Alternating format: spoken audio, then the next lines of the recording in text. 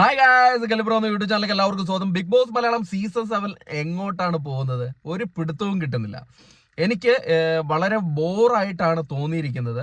കാരണം ഗസ്റ്റായിട്ട് വന്നതിൽ ശോഭയും ഷിയാസൊക്കെ എന്താ കാണിച്ചെന്ന് പോലും അറിയില്ല. ശോഭ ഒരു കണ്ടസ്റ്റന്റ് അല്ലേ, അവർക്ക് എങ്ങനെയാണ് ഗസ്റ്റായിട്ട് വന്നാൽ അതിനുള്ളിൽ നിൽക്കേണ്ടതെന്ന് പോലും ഒരു വിവരമില്ലാത്ത രീതിയിലാണ് പ്രവർത്തിച്ചത്.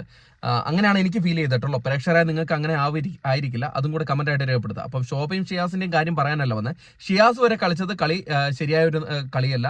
കാരണം അനുമോളിന്റെ പാവ എടുത്ത് കളയുക എന്ന് പറയുന്നത്, പുറത്ത് അത് നെഗറ്റീവ് ആണെന്ന് ഷിയാസ് അറിഞ്ഞിട്ടാണ് അങ്ങനെ ചെയ്തത്. അപ്പോൾ അനുമോളിനെ സപ്പോർട്ട് ചെയ്യാൻ വേണ്ടിയിട്ട്. കാരണം ഷിയാസും അനുമോളും ഒരുമിച്ച് പല ഷോകളിൽ പല ഇനാഗുറേഷനിൽ പോയതാണ്. അപ്പം ഷിയാസ് ആ തരത്തിൽ പ്രവർത്തിച്ചത് പുറത്തുള്ള കാര്യങ്ങൾ ഉള്ളിൽ വന്ന് പറയുക, അത് ശരിയായ ഒരു നടപടിയല്ല. ഇത് സീസൺ ഇപ്പം 43 ദിവസമേ ആയിട്ടുള്ളൂ, 7th വീക്കേ ആയിട്ടുള്ളൂ.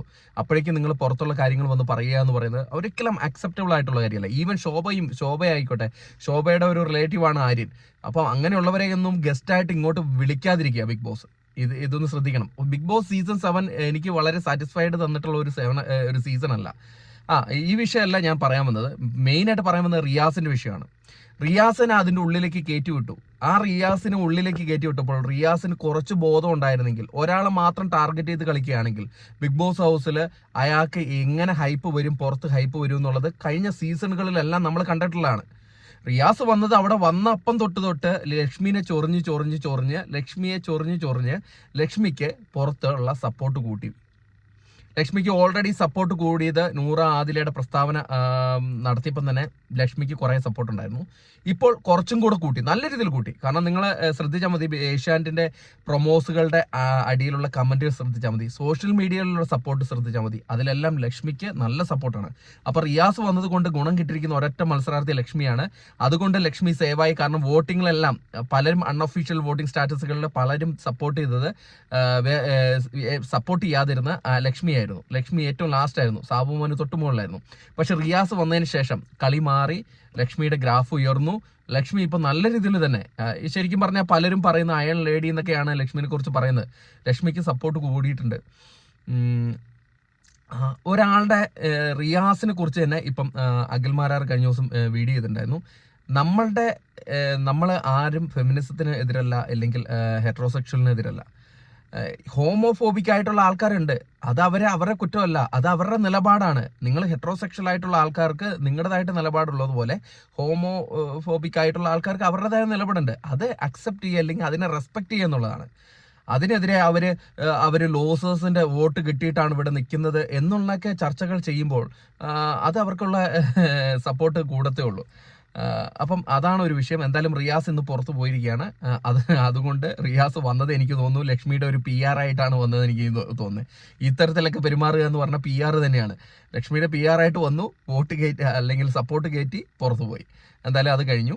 പിന്നെ ഉള്ള വിഷയം എന്ന് പറയുന്നത്, ലാലേട്ടൻ ഷാനവാസ് നെവിന്റെ വിഷയം എങ്ങനെ അവതരിപ്പിക്കും എന്നുള്ളത് കാത്തിരുന്ന് കാണുകയാണ്.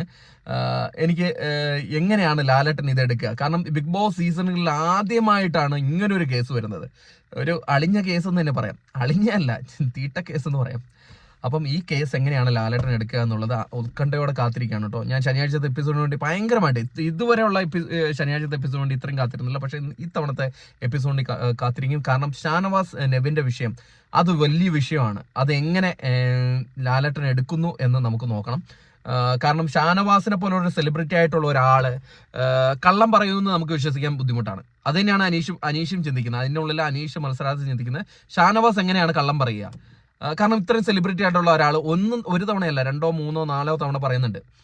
പക്ഷെ നെവിൻ അങ്ങനെ ചെയ്യുമെന്നും നമ്മൾ വിശ്വസിക്കില്ല. കാരണം നെവിൻ ഒരു കണ്ടസ്റ്റന്റ് ആയി ഇതിൻ്റെ ഉള്ളിൽ വന്നിട്ട് ഇങ്ങനെ ഒരു പ്രവൃത്തി ചെയ്യുമെന്ന്, ഇങ്ങനെ ഒരു ആക്ട് ചെയ്യുമെന്ന് ഞാൻ വിശ്വസിക്കുന്നില്ല. ഇതിൽ ആരുടെ ഭാഗത്താണ് ന്യായം? ചിലപ്പോൾ ആകാം നെവിൻ എല്ലാവരുമായിട്ട് കെട്ടിപ്പിടിക്കുന്നു, അടുത്ത് ചാഞ്ഞിരിക്കുന്നു എന്നുള്ളൊക്കെ സംഭവങ്ങളൊക്കെ ഉള്ളതുകൊണ്ട് ചിലപ്പോൾ അത് ഷാനവാസിന് ഇഷ്ടപ്പെടാത്ത ആയിരിക്കുമോ, ഇല്ലെങ്കിൽ ലൈവിൽ കണ്ടവരാരും ഒരു ഇമ്മോറൽ ആയിട്ടുള്ള ഒരു ടച്ചോ അങ്ങനെയുള്ള കാര്യങ്ങൾ അതിൻ്റെ അത് കണ്ടിട്ടില്ല. അപ്പം ഇതെങ്ങനെ ലാലേട്ടൻ എടുക്കുന്നു, ലാലേട്ടൻ ആരെ സപ്പോർട്ട് ചെയ്യും എന്നുള്ളതൊക്കെ നമുക്ക് കാത്തിരുന്ന് കാണാം. അതിനുവേണ്ടി വെയിറ്റിംഗ് ആണ്. പ്രേക്ഷകരായ നിങ്ങളുടെ അഭിപ്രായം ഈ ലക്ഷ്മിയുടെ വിഷയത്തിലും ഷാനവാസിന്റെ വിഷയത്തിലും അതുപോലെ തന്നെ ശോഭ ഷിയാസിന്റെ വിഷയത്തിലും നിങ്ങൾ കമൻറ്റായിട്ട് രേഖപ്പെടുത്തുക. അപ്പം കൂടുതൽ അപ്ഡേറ്റുകളുമായിട്ട് അടുത്തൊരു വീഡിയോ ആയിട്ട് കാണുന്നവരെ ടാറ്റ ബൈ. Thank you.